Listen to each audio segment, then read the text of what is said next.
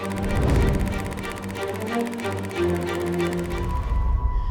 a class 4 operation. It's okay. She seems peaceful. My name is Erin Gilbert, Doctor of Particle Physics.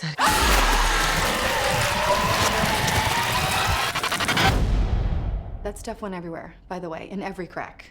Very hard to wash off. That's a good line from the great comedian Kristen Wiig.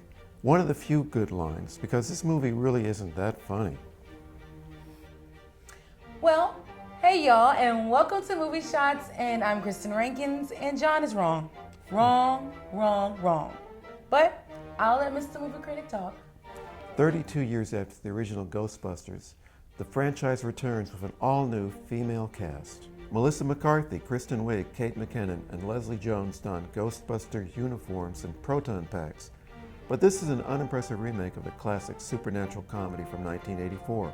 This new Ghostbusters movie, obviously setting things up for a sequel, is just lazy, unfocused, and low-achieving. Well, tell us what you really think, John.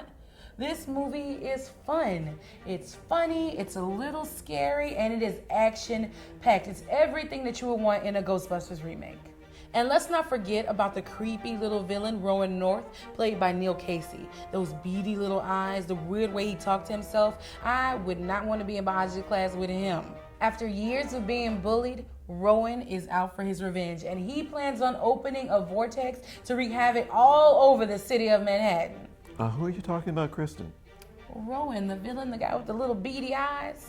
See, that's my point. I completely forgot about him. And that's part of what's missing in this movie.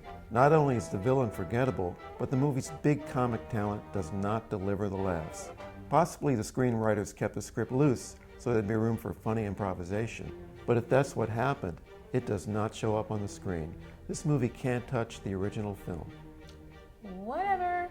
I love the 1984 Ghostbusters, and at some point, you have to detach yourself from that film.